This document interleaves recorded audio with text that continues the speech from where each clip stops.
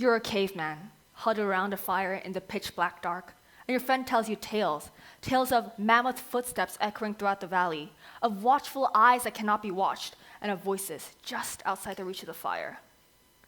The fire flickers, but is small and faint. For primitive humans, this was horror, the fear of being mauled by a mammoth or the fear of being chased by a panther. They felt fear to survive and reproduce and survive and reproduce. But we have come a long way since our ooga booga caveman ancestors.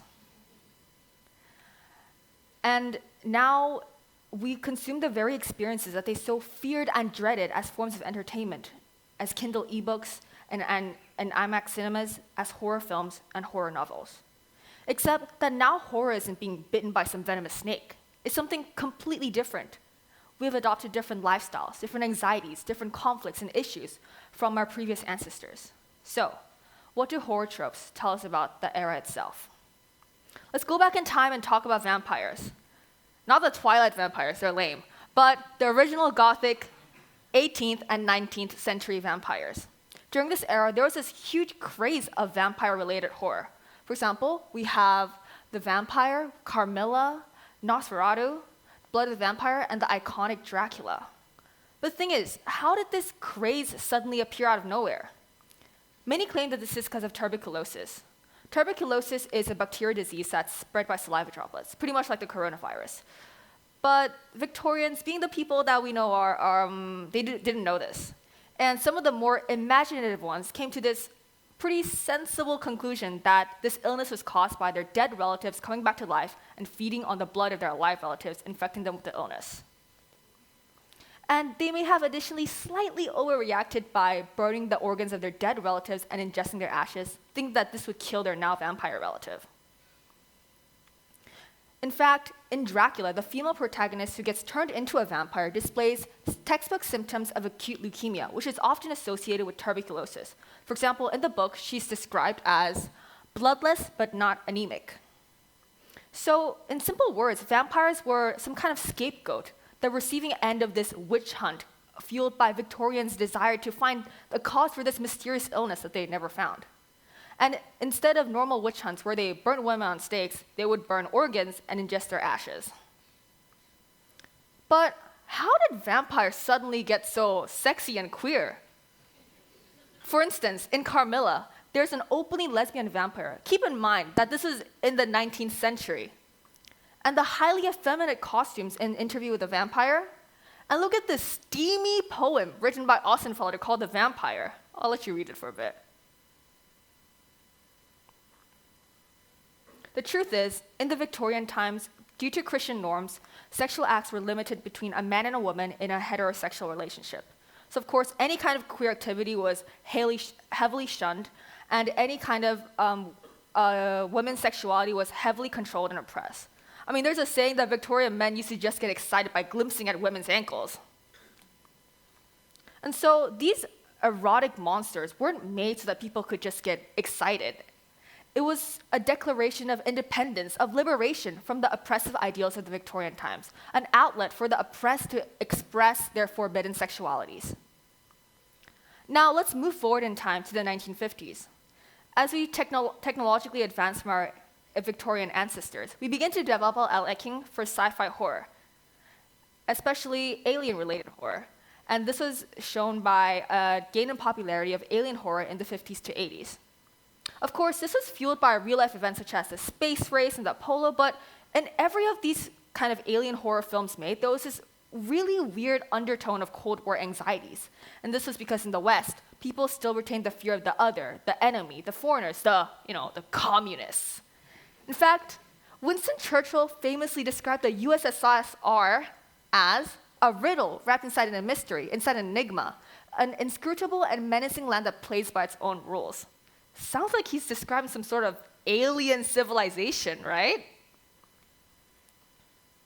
And this kind of undertone was reflected in a lot of movies made in this era. For example, The Thing by John Carpenter, an alien that disguises itself as a human and begins to wipe out a crew of human explorers. Or The Blob, where an amoeboid alien destroys and devours any human in its path.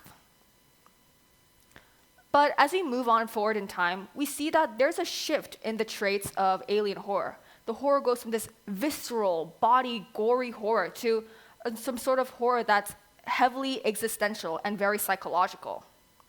For instance, take one of my favorite cosmic horror books, The Three-Body Problem. In this story, alien civilizations, powerful enough to manipulate the physical laws and constants of the universe, turn our solar system into a two-dimensional smear.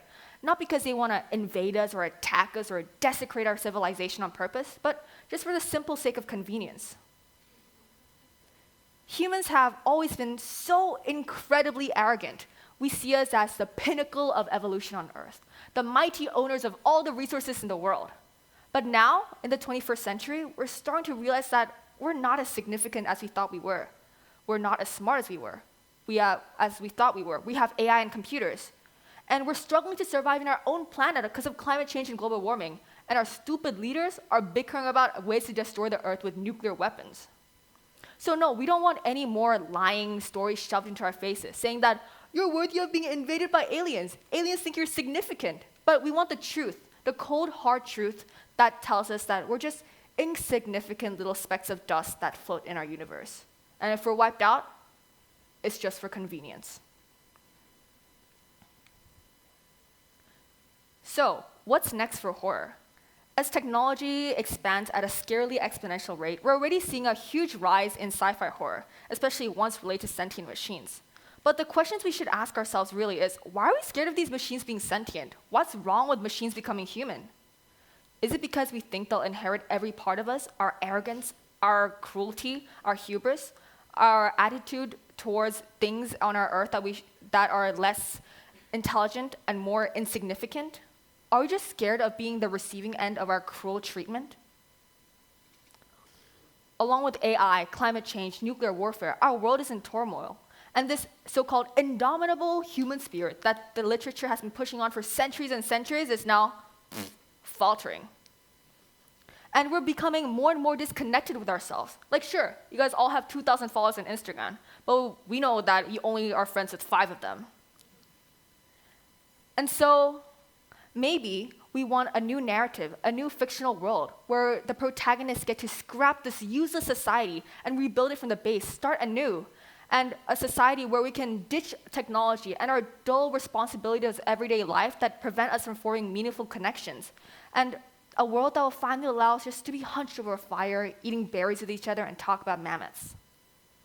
Maybe our future generations may develop a liking for post-apocalyptic horror, not for the sake of adrenaline and the sheer terror, but as a form of comfortable escapism. We have come a long way since our caveman times. We began with being hunched over fires, telling tales of mammoth attacks, and now instead we're being hunched over our own laptops, watching Netflix shows that tell us tales of sexual oppression, illnesses, nuclear warfare, technological advancement, and our own fear of being insignificant. Horror is wrongly typecasted as a juvenile genre of cheap jumpscares and cliche storylines, but I hope now everyone realizes that horror reflects humanity. Everything from our most primal core to anything that makes us truly human. Thank you.